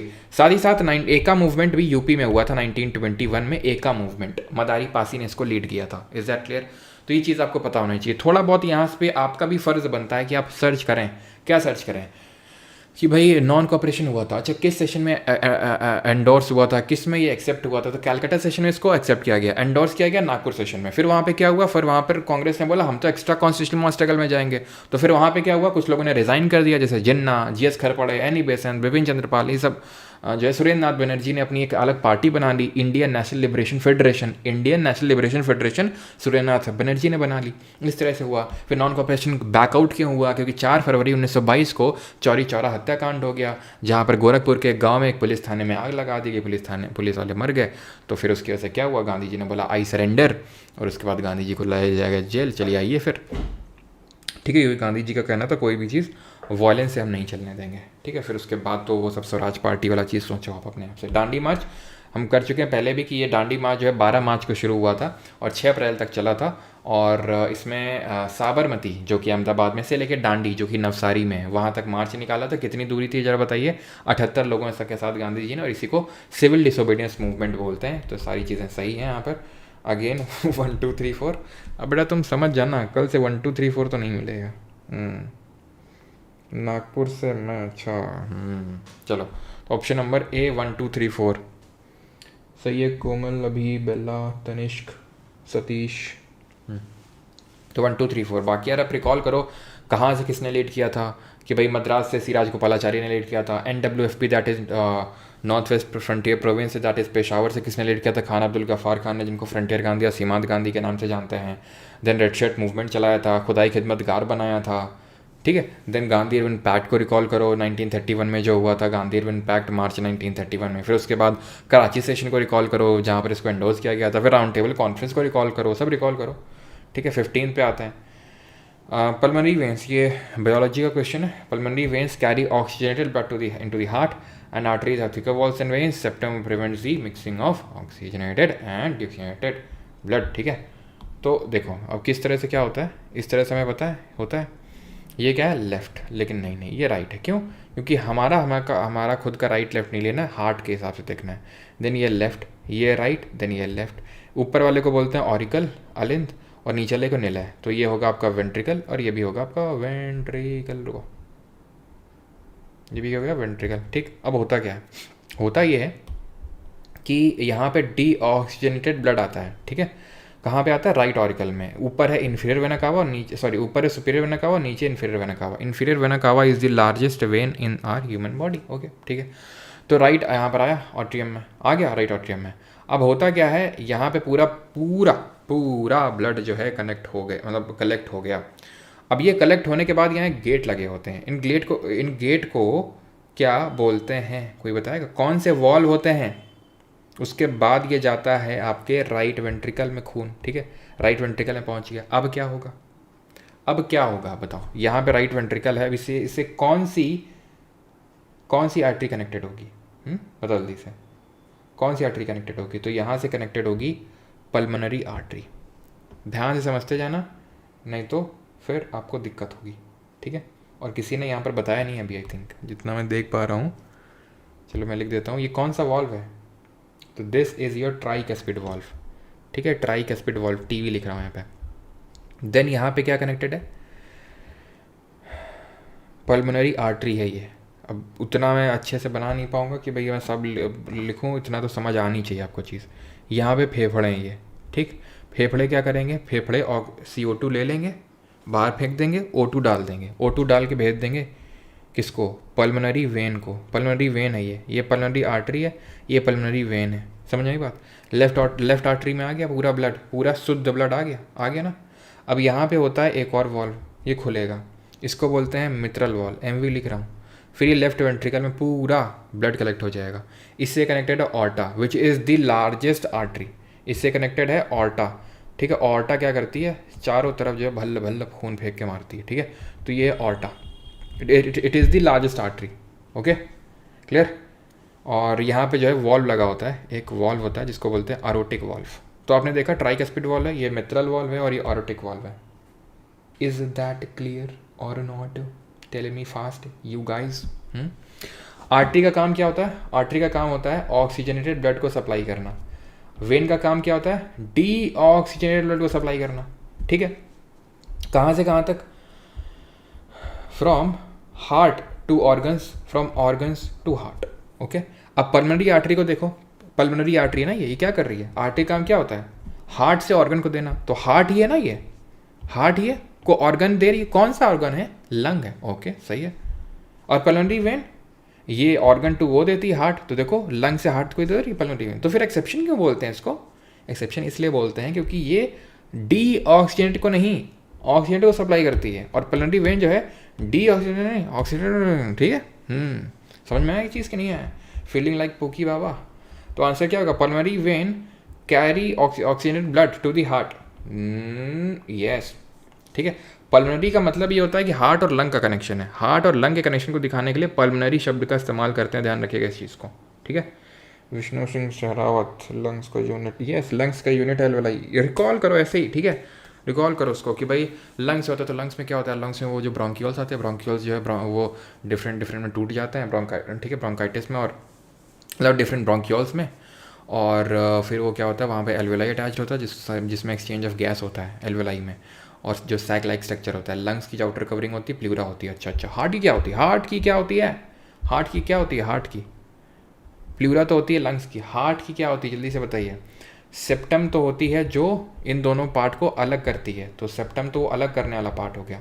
आर्टरीज की थिकर वॉल्स होती हैं, यस, क्योंकि थोड़ा सा प्रेशर से ब्लड जाता है, इसलिए उनकी मोटी वो होती वॉल्स होती है। तुम लोग थोड़ा कमेंट कम करो साहिल। अच्छा हाँ भाई, कमेंट सिर्फ ढंग की चीज़ों के होने चाहिए, फालतू के नहीं। यस, पेरिकार्डियम सबका सही है। बेला शर्मा जी अभी सही है। ठीक है, पेरिकार्डियम है आउटर लेयर। ओके समझ गए कैसे कैसे हुआ? इसको डबल सर्कुलेशन बोलते हैं, डबल सर्कुलेशन ये पूरा। Capex reached at a historic high of over 11 lakh crore. PM Surya Ghar Yojana offer subsidy of roof top to 1 crore household. और तीसरा है आपका that is fiscal deficit target was increase beyond the FRB limit. बताओ भैया। तो कैपेक्स के बारे में पढ़ चुके हैं। कैपेक्स क्या होता है? Capex capital expenditure. तो दो तरह के एक्सपेंडिचर हम पढ़ते हैं, मतलब एक रेवेन्यू वाला पार्ट होता है, कैपिटल वाला पार्ट होता है, इसमें रेसीट होगा, इसमें एक्सपेंडिचर होगा। तो जो डेवलपमेंटल एक्सपेंडिचर होता है, जिससे कि इंफ्रास्ट्रक्चर बिल्ड किया जाता है, स्कूल, कॉलेज, रोड, जिससे कि एसेट क्रिएशन होता है, जिससे लोन देना या लोन का रीपेमेंट करना, या तो एसेट क्रिएट होगा या लाइबिलिटी कम होगी, तो उसको हम रखते हैं कैपिटल एक्सपेंडिचर में। ठीक है, ओके। PM सूर्य घर मुफ्त बिजली योजना, तो ये योजना कब लॉन्च करी गई थी? इसको 2024 में मोदी जी ने लॉन्च किया था। ठीक है, जिसके तहत बोला गया था under the scheme household will be provided with a subsidy दी जाएगी इंस्टॉल सोलर पैनल के लिए। लेकिन this is one of the scam. Yes, it is a scam. ठीक है, ये स्कैम किया है गवर्नमेंट ने। भुक्तभोगी हूँ मैं। मेरे जहाँ मैं पढ़ा रहा हूँ ना, अभी जहाँ खड़े हो गए, आज खड़े होकर पढ़ा रहा हूँ पहली बार, तो जस्ट इसके ऊपर सोलर पैनल जो लगा है वो इसी स्कीम के तहत लगा है। ठीक है, सब्सिडी तो मिल गई। जैसे मान लो, फॉर मुझे एग्जैक्टली तो याद नहीं है कितना था, लेकिन जैसे फॉर एग्जांपल मान लो 2.5 लाख का ऐसा कुछ लगा, तो सब्सिडी दे दी 1 लाख, लेकिन 1.5 लाख तो लगा है। अब हमें लगा कि वो तो रिकवर कर लेंगे हम। कैसे? हमें लगा कि भाई इसके तहत बिजली बिल आएगा नहीं। ठीक है, नहीं आएगा। अभी तक लगे हुए 4-5 महीने हो चुके हैं, इधर उधर दौड़ाते रहते हैं, ये चले जाओ, वहाँ चले जाओ, ये कर दो, वो कर दो, ऐसा नहीं होगा, इसके तहत फ्री तो आपको मिलेगा नहीं, बिल तो आपको फिर भी भरना पड़ेगा। ये नौटंकी है। तो गवर्नमेंट ने किया क्यों है? बिजली बनेगी, गवर्नमेंट के काम आएगी, सिंपल। पकड़ा दिया झुंझुना तुमको, खेलो झुंझुना पकड़ के। ठीक है, गवर्नमेंट बहुत शातिर है ये, मतलब अब मुझे समझ में आता है। पहले तो यार मैं सच बता रहा हूँ पहले मैं लगता था ये स्कीम बहुत अच्छी है। उसके बाद जो है, जब मैंने स्कीम का लाभ उठाना चाहा, मेरा कट गया। फिर से जो है मैं एकदम सतर्क हो गया हूँ कि भाई इस गवर्नमेंट से पंगा नहीं लेना है। ये गवर्नमेंट कभी भी काट सकती है। Consider the following pairs. ठीक है, हॉर्नबिल, बिहू, ओनम। अब तुमने लगा लिया सोलर पैनल, उनको बिजली मिलने लगी, तुम अपनी ऐसी तैसी कराओ। हॉर्नबिल, नागालैंड। ठीक है, कैसे नागालैंड के फेस्टिवल याद करते हैं कि बिल में नाग बोल रहा है, हे नागिन आओ और इस बिल में मुंह डाल के शक्कर खाओ। मतलब तो हॉर्नबिल हमें पता होना चाहिए, ये जो नागा ट्राइब है वो सेलिब्रेट करती है। देन एक होता है मुआत्सू। ठीक है, मुआत्सू, मुंह डालो। ठीक है, शक्कर खाओ, सेक्रेनी। ठीक है, तो hornbill festival which is also known as the festival of 100 drums, नहीं, फेस्टिवल ऑफ फेस्टिवल्स। ठीक है, हॉर्नबिल एक बर्ड का नाम है, तो जो साइबेरिया वगैरह से रीजन से इस टाइम पे माइग्रेट करती है। 1 से लेकर कितने दिसंबर तक इसको सेलिब्रेट किया था जरा बताओ? ओनम केरला, बिल्कुल। चलो जल्दी से बताओ। तो मॉत्सू सेक्रेनी। ठीक है, तो नागालैंड हॉर्नबिल फेस्टिवल सही है। ओके, बिहू असम सही है। बिहू 3 तरह का होता है। ठीक है, हम पढ़ चुके हैं। एक तो बोहाग भी होता है, एक माघ भी होता है, और एक काटी भी होता है। काटी होता है कार्तिक के टाइम पे, अक्टूबर के टाइम पे, दिवाली के टाइम पे। माघ होता है जनवरी के टाइम पे, और बोहाग होता है जो न्यू ईयर फेस्टिवल होता है मार्च के टाइम पे होता है। वंगाला को बोलते हैं फेस्टिवल ऑफ 100 ड्रम्स, बिल्कुल सही है। ओके, तो किसी का आंसर आया नहीं है अभी तक? 1 से 2 दिसंबर, अच्छा 1 से 10 दिसंबर तक सेलिब्रेट किया था। काफ़ी लोगों ने सही आंसर दिया, तो पहला, दूसरा, तीसरा, तीनों सही है ना? सॉरी, तो ओनम तो केरला का है। केरला सर, कितने % literacy sir? Option number A, 1 and 2 only. ठीक है, क्लियर? चलो, हाँ, the greater Himalayas are also known as Himadri. अच्छा ये बताओ, जो सोलर वाली एनर्जी होती है, अच्छा इसका आंसर तो बता ही नहीं यार, थोड़ा जज्बाती हो गए थे, माफ़ी चाहूँगा। जब भी सोलर में देखता हूँ ना तो जज्बाती हो जाता हूँ, मेरे अंदर का दर्द जो है बाहर निकल आता है। कोशिश तो करता हूँ ना निकले, लेकिन निकल ही आता है। PM Surya Ghar Yojana offer subsidy to rooftop solar to 1 crore homes. Yes, the physical deficit target was increased beyond the FRBM limit. Physical responsibility and budget मैनेजमेंट्री इसको बोलते हैं। ठीक है, तो FRBM के टारगेट के बियॉन्ड इसको इंक्रीज़ किया गया, तो ये गलत है आपका। Option number A, 1 and 2 only. मतलब इनिशियली एक्ट ने बोला था कि 3% फिजिकल डेफिसिट टारगेट रखना है, यानी कि सिर्फ 3% का फिजिकल डेफिसिट होना चाहिए। ठीक है, ऐसा बोला गया था इस एक्ट में। 3% of what? Physical deficit should be 3% of GDP। याद रखना, FRBM में कितनी लिमिट है? 3% ऑफ GDP। क्या? Physical deficit. फिजिकल डेफिसिट अभी मतलब फिजिकल डेफिसिट क्या होता है? बहुत मार खा के बता रहे हैं। राजकोषीय घाटा होता है ये। और इस पर एक रील भी डाल चुके हैं, शॉर्ट भी डाल चुके हैं, इतना तो पता होना चाहिए। अब अगर भी अभी भी पूछ रहा हो तुम जो है फिर, ठीक है 17 भी हो चुका है, 18 पे आते हैं। अब ये हिमालय पे है, ठीक है हिमालय भी हम लोग कर ही चुके हैं इसमें, दैट इज़ ये अपना जो लेवल 2 वाला सीरीज़ है।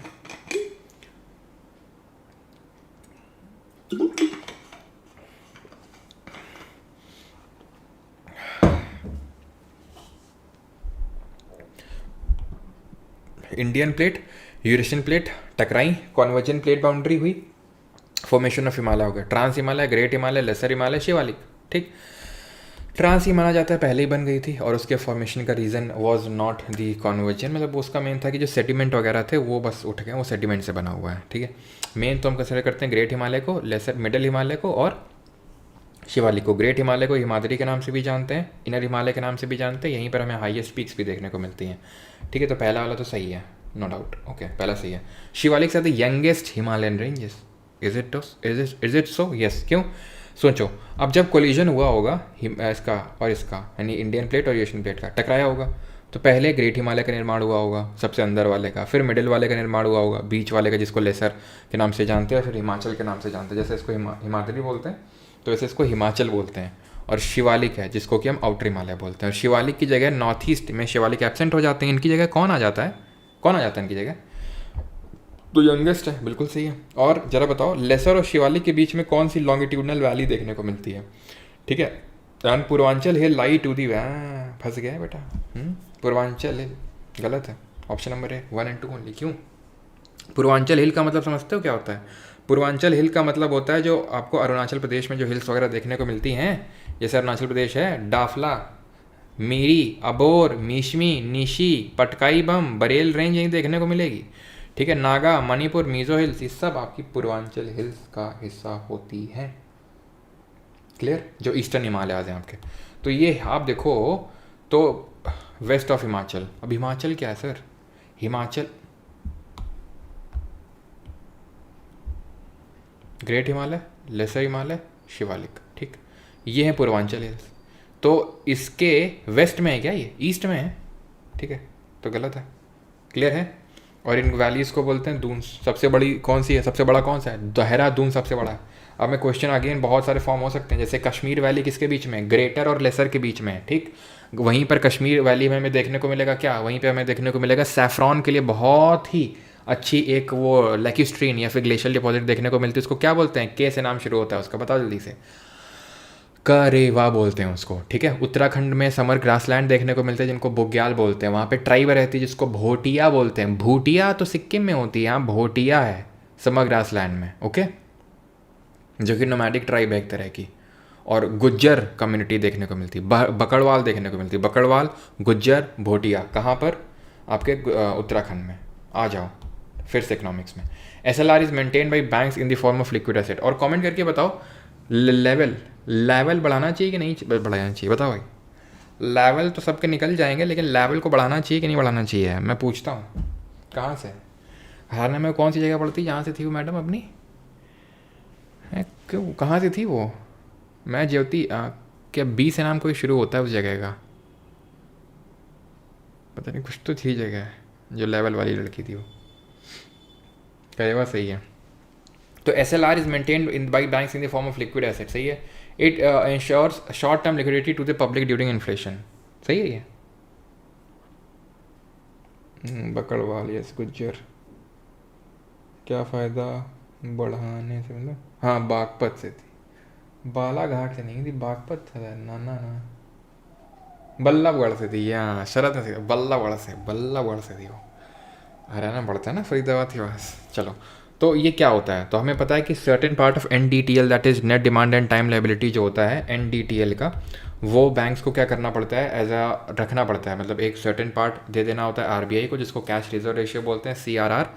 ठीक है, एंड SLR मेंटेन करना होता है खुद के पास, स्टैट्यूटरी लिक्विड रेशियो। वो जरूरी नहीं कैश के फॉर्म में आप रखो, वो गवर्नमेंट सिक्योरिटी जो गोल्ड होता है उसके फॉर्म में रखा जा सकता है। इसीलिए CRR में कोई इंटरेस्ट रेट नहीं मिलता है, SLR में इंटरेस्ट रेट मिलता है। ये चीज़ ध्यान रखना है, ठीक?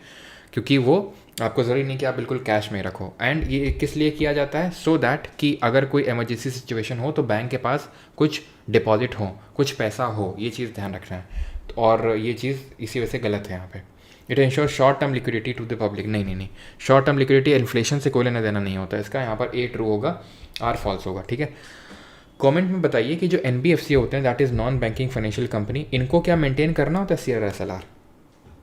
तो दी आंसर इज़ नो, इनको CRR SLR मेंटेन नहीं करना होता है और ना ही ये डिमांड डिपॉजिट एक्सेप्ट कर सकते हैं, ठीक है। ये सिर्फ टाइम या टर्म डिपॉजिट, यानी कि टाइम डिपॉजिट में आते हैं FD that is fix deposit, recurring deposit that is RD, वो सब कर सकते हैं।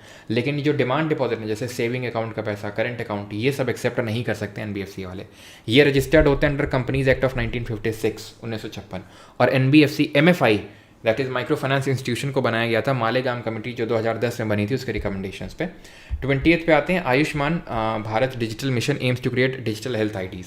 बिल्कुल ये बात सही है कि नहीं है? बिल्कुल डिजिटल हेल्थ ID बनाना चाहता है, जिसको कि हम आभा के नाम से जानते हैं। आभा क्या है? आयुष्मान भारत हेल्थ अकाउंट, आभा। तो आभा ID वही है ये। आयुष्मान की अगर बात करें तो इसको कब लॉन्च किया गया था? तो इसको 2018 में लॉन्च किया गया था झारखंड की कैपिटल रांची से, ठीक है। झारखंड की कैपिटल रांची से इसको लॉन्च किया गया था, जिसके तहत, ये किसके तहत? प्रधानमंत्री जन आरोग्य योजना के तहत लॉन्च किया गया था, जिसके तहत 5 लाख रुपए मिलेंगे हर एक हाउस होल्ड को हर साल, ठीक है। हेल्थ में अगर कुछ भी ऐसा इमरजेंसी आ जाती है तो। Jal Jeevan mission insures drinking water supply to urban centres only. Only, सिर्फ अर्बन सेंटर में। अगर रूरल में दे दिया तो ये स्टेटमेंट गलत हो जाएगा। और कैसे करना मैंने आपको बताया। नहीं श्योर हो तो इसको ऑप्शन एलिमिनेशन के लिए कंसिडर मत करो, ठीक है। हमें पता है कि ओनली और हमें गलत लग रहा है, लेकिन हम इसके बेसिस पे ऑप्शन एलिमिनेट नहीं करने जाएंगे। ऑप्शन हमेशा उसी के बेसिस पे एलिमिनेट करना है जिसको लेके तुम पूरी तरह से श्योर हो। आई एम पूरी तरह से श्योर कि पहला सही है, ठीक है। PMGSY मतलब प्रधानमंत्री ग्राम सड़क योजना, टारगेट्स रूरल रोड कनेक्टिविटी। बिल्कुल ग्राम सड़क योजना, ऐसा तो है नहीं कि नहीं सिर्फ रूरल वाली है, सही है तीसरा वाला, ठीक है। तो पहला तीसरा सही है, दूसरा वाला गलत है। और ये PM जो ग्राम सड़क योजना कब लॉन्च की गई थी? इसको लॉन्च किया गया था सन 2008 में, नहीं आई थिंक सन 2000 में लॉन्च किया गया था इसको, ठीक है। प्रधानमंत्री ग्राम सड़क योजना, यस, ठीक है। और इसके तहत rural connectivity main, rural infrastructure को डेवलप करने के लिए इसको लाया गया था, ठीक है, क्लियर, सन 2000 में, ओके। और सेंट्रली स्पॉन्सर्ड स्कीम है ये। अगला है 21 पे आते हैं। Parliamentary system is borrowed from Britain, गलत है, ठीक है। सही है भाई, ब्रिटेन से हमने पार्लियामेंट्री सिस्टम लिया है, बाइकैमरल लेजिस्लेचर लिया है, रूल ऑफ लॉ लिया है, मार्शियल लॉ लिया है, प्रोरोगेटिव राइट्स ली हैं, ये सब हमने ब्रिटेन से लिया है, ठीक है। हम और ब्रिटेन कैसे अलग हैं फिर? वो रिपब्लिक नहीं है, हम रिपब्लिक हैं, ध्यान रखना। Concept of DPSP from Germany, गलत है, हमें पता है आयरलैंड से। जर्मनी से क्या लिया है? Suspension of fundamental right during emergency, हमारे मौलिक अधिकार जो खत्म हो जाते हैं राष्ट्रीय आपातकाल के टाइम पे। कौन सा अनुच्छेद है? कौन से 2 अनुच्छेद हैं which deal with the suspension of fundamental rights during national emergency? तो article number 358 and 359। 358 deals with the suspension of the 6 fundamental rights provided in article number 19 in the case of when the national emergency is applied on the grounds of what? Internal ना हाँ, internal disturbance, ठीक है। क्यों बताते हैं अभी क्यों? क्योंकि इंटरनल डिस्टर्बेंस नहीं, आर्म्ड रेबेलियन, क्योंकि वो तो हट चुका है 44th अमेंडमेंट से, इंटरनल डिस्टर्बेंस को हटा के आर्म्ड रेबेलियन लाया गया है। और आर्म्ड रेबेलियन केस में जब इमरजेंसी लगी हो तो 19 को सस्पेंड नहीं किया जा सकता है, ठीक। और जो 359 है वो आर्टिकल डील करता है बाकी फंडामेंटल राइट के सस्पेंशन से, जिसमें 20 और 21 तो बिल्कुल इंक्लूडेड नहीं है। इमरजेंसी चाहे किसी भी ग्राउंड में लगे, war, external aggression, armed rebellion, लेकिन 20 और 21 को कभी सस्पेंड नहीं किया जा सकता, रिमेंबर। तो 358, 359 याद रहेगा। तो जो सस्पेंशन किया जाता है वो जर्मनी से ही हमने चीज़ को बोरो किया, ये चीज़ आपको ध्यान रखनी है, क्लियर है। Idea of fundamental duties is taken from USSR. USSR से क्या क्या लिया है? यूएसएसआर से हमने एक तो फंडामेंटल ड्यूटी का आइडिया तो लिया है, प्लस प्रिंसिपल्स ऑफ जस्टिस लिया है। जस्टिस जो कि आपको प्रियम्बल में देखने को मिलेगा, कितने तरह का है, कितने तरह का जस्टिस है? Social, economical and political.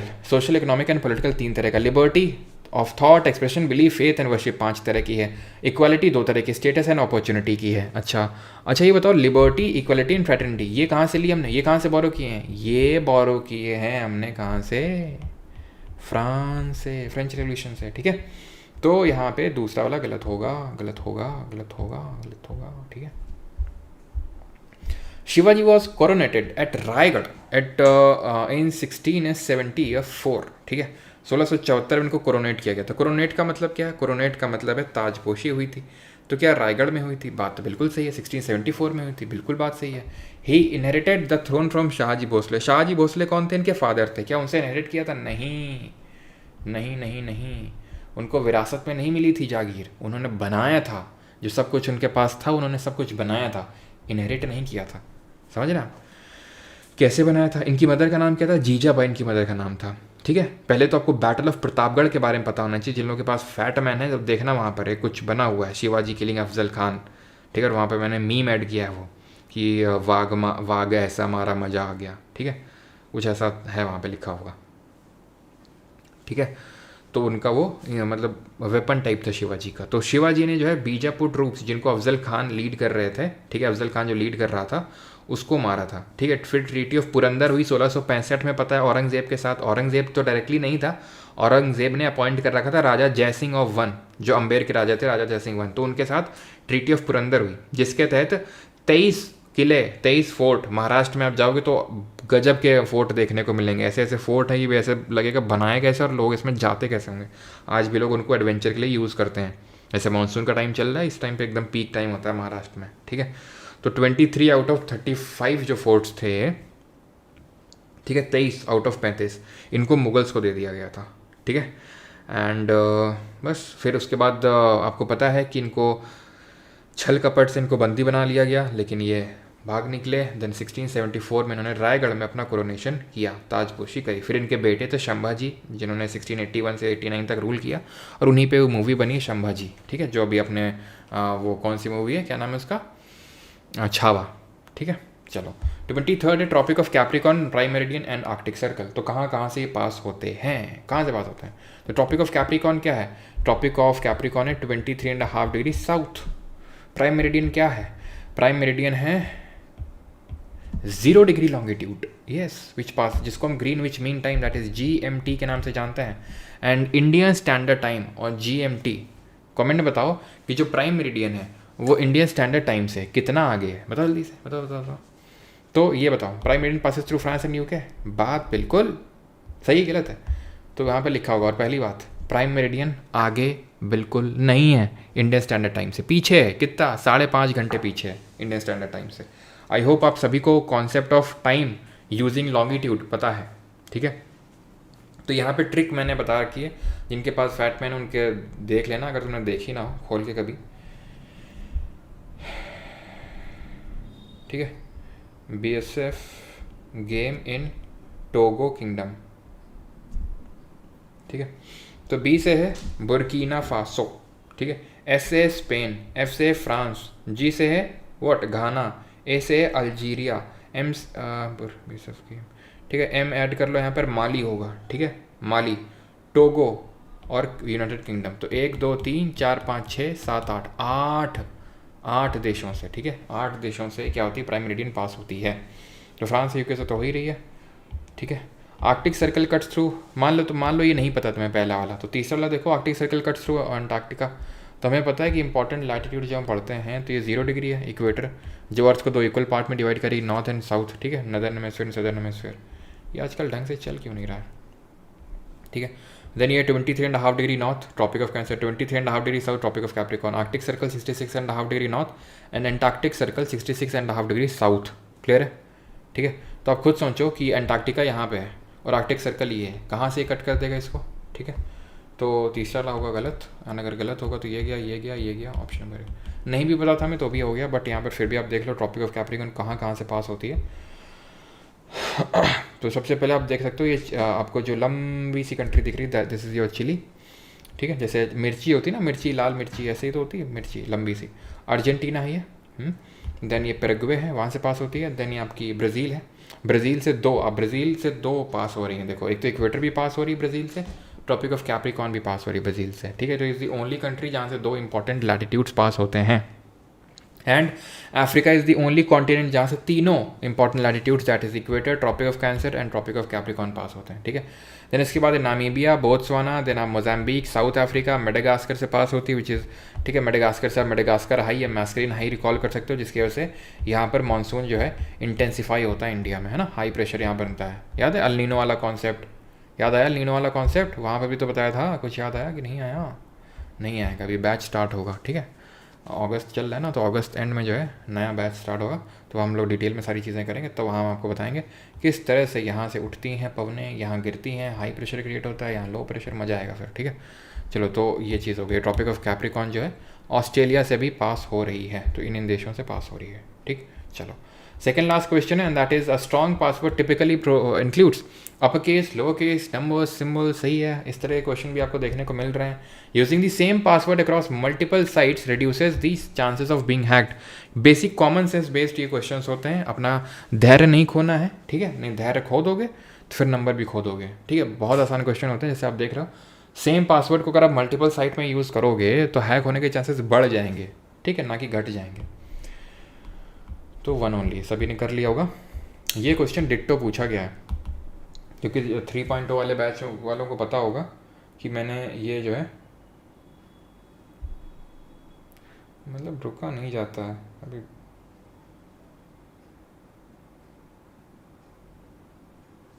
देखो 1 सेकंड रुकना है, ठीक है। चलो, इसको कर ही लेते हैं जल्दी से, पता नहीं कौन है परेशान कर रहा है। हेलो,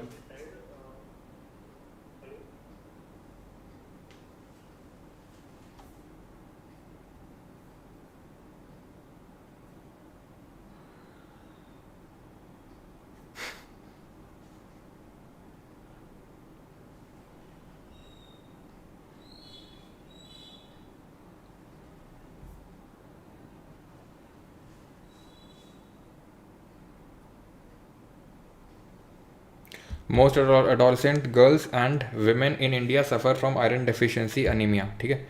ये क्वेश्चन डिट्टो पूछा गया 3.0 जब मैंने लाइव किया था, ठीक है।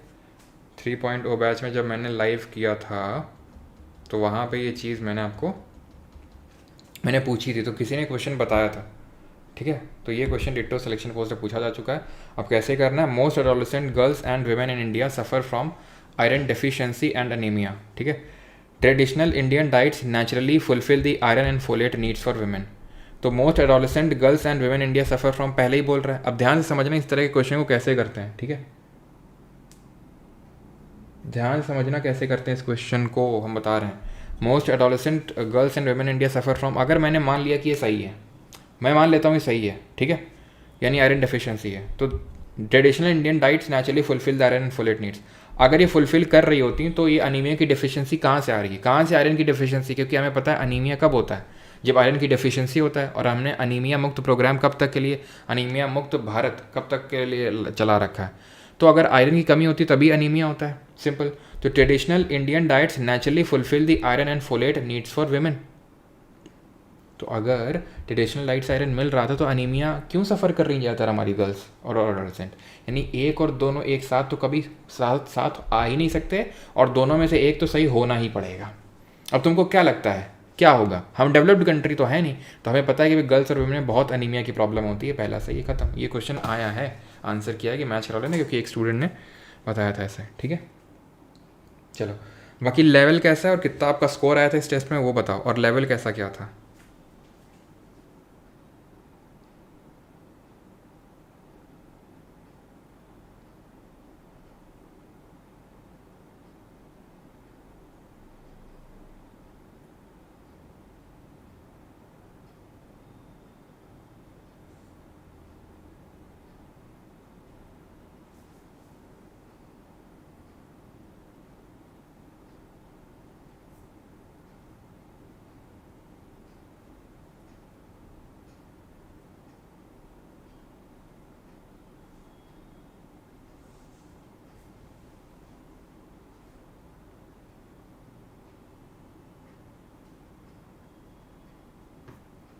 Moderate, okay.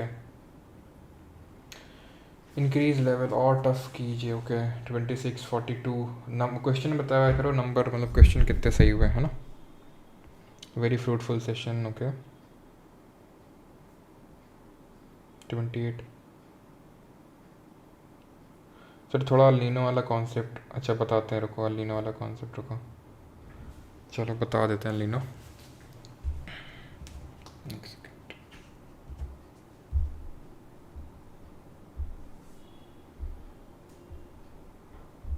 हम्म, बता दें अल नीनो। देखो अल नीनो में होता क्या है, नॉर्मल मानसून से कम बारिश होती है और मानसून भी डिले होके आता है, यानी बारिश भी कम होगी और लेट भी आएगा मानसून। ठीक है, यानी लेट बारिश होगी और मानसून भी फीका होगा। ऐसा कब होता है? ऐसा होता है आपका ऐसा होता है आपका अल नीनो में। क्यों होता है? अब अल नीनो एक स्पेनिश वर्ड है जिसका मतलब होता है चाइल्ड क्राइस्ट। क्या होता है? चाइल्ड चाइल्ड क्राइस्ट होता है या लिटिल बॉय होता है स्पेनिश में, लिटिल बॉय। ठीक है। हाँ, अब तुम बोलोगे ले ले ले ले ले ले ले प्रमोशन चल कर रहे हैं सर, तो अलग क्या प्रमोशन कर रहे हैं? और तुम्हें पता है कल 6 अगस्त है, 6 अगस्त को ही लिटिल बॉय को ड्रॉप किया गया था। कहाँ ड्रॉप किया गया था? हाँ, कहाँ ड्रॉप किया गया था? तो होता ही है, मैं बताता हूँ, ध्यान समझना। यहाँ पे क्या होता है कि कहाँ पे, अब इसमें समझ नहीं आएगा, चलो थोड़ा समझने की कोशिश करो। ये दिख रहा है तुमको? ठीक है, तुमको इतना तो पता है ना, ये चीज़ और ये चीज़ कनेक्टेड है आपस में।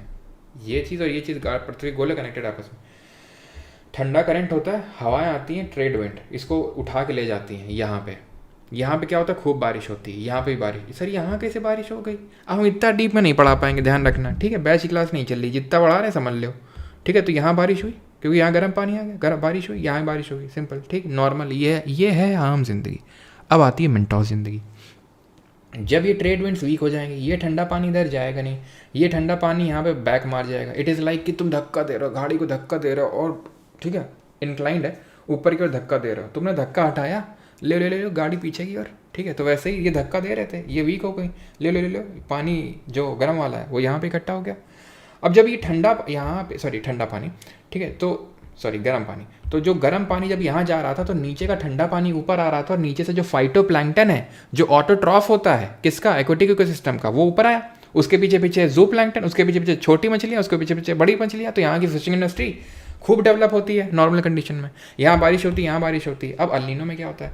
वीक हो जाता है। कब होता है? ये 3 से 7 साल में होता है, कोई फिक्स नहीं होता है। ठीक है, तो ये वीक हो गई, पानी बैक मार गया, गर्म पानी यहाँ पे, यहाँ बारिश हो रही, फिशिंग इंडस्ट्री डेवलप नहीं, यहाँ पे कोई बारिश नहीं, यहाँ पे सूखा पड़ा, सब मामला ख़राब हो गया।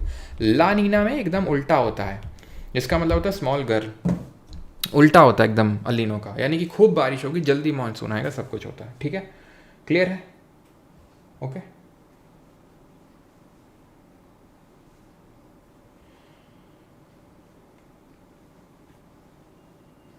चलो भाई, तो thank you everyone, thank you धन्यवाद। बाकी मिलते हैं कल सुबह 9:30 बजे। ठीक है, आ जाएंगे सभी लोग, जहाँ पर हम लोग सेट नंबर 3 और 4 को कर रहे होंगे। ठीक है, हम फिर शाम को करेंगे। ठीक है, ठीक है। कितने घंटे पढ़ाई करी आज? कितने घंटे पढ़ाई करी आज तुम लोगों ने? क्यों 7 घंटे तो पढ़े थे कि नहीं पढ़े थे? एक्वोटिक पिरामिड में बायोमास ज़्यादा होता है, यस इन्वर्टेड होता है, ऊपर ज़्यादा होता है नीचे कम होता है, नंबर भी ऊपर ज़्यादा होता है नीचे कम होता है। FCI के लिए बैच, हर चीज़ के लिए तो आपको पता बैच आता नहीं, सिर्फ एक ही बैच आता है मेरा साल में एक ही बार, बस कोई बैच नहीं आता। उसके अलावा जो भी आता है फ्री होता है सब, उसके अलावा सब कुछ, चाहे PY की सीरीज़ हो, चाहे फ्री रिवीजन बैच हो, चाहे लेवल 2 सीरीज़ हो। मैं करवाने को करवा सकता था, मुझे पता था कि यार मैं ऐप भी करवाता, पेड भी रखता, तो भी ऑलमोस्ट सभी लोग आते हैं, लेकिन वो मैं नहीं करूँगा लास्ट टाइम में। ठीक है, क्योंकि मैंने बोला है कि एक ही आएगा तो एक ही आएगा, बस साल में वो भी एक बार, है ना। I am still lagging behind, थोड़ा सा पुश करिए, अगर आप लैग अभी भी पीछे हैं तो तेज़ भागिए। सर PSP सर की भी क्लास करवाना स्टार्ट कर दो, शाम 6 बजे से अप्रैल में हुआ करती थी, और आप भी 9:30 पर क्लास लिया करो पहले की तरह। अच्छा, हमको बताएगा, हमको सिखा रही है।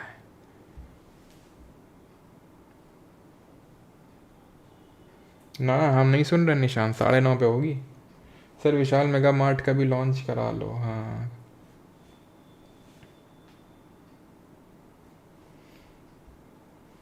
करंट अफेयर कितने महीने करें? शॉर्ट दे रखा है भैया, ई बुक से पढ़ो। ठीक है, दे रखा है। सर आप बहुत अच्छा पढ़ाते हो, क्या बात कर रहे हो, thank you. Bomb history, bomb का जोग्राफी कर लेंगे परसों, बताओ। पॉलिटी का कोई बोल रहा है, कोई हिस्ट्री का बोल रहा है, कोई जोग्राफी का बोल रहा है, जोग्राफी कर लेते हैं, फिर पॉलिटी का भी कर लेंगे। ठीक है,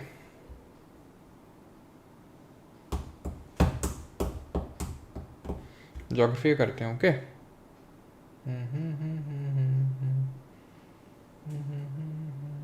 क्या परमार सर, परमार गुरुजी, परमार बाबा, क्या है? ले ले ले, ये भी हम करें। चलो भाई, thank you thank you thank you thank you thank you thank you. किसी ने वैसे बताया नहीं कितने घंटे पड़े हैं। चलो कोई नहीं बेटा, हम भी याद रखेंगे। Thank you.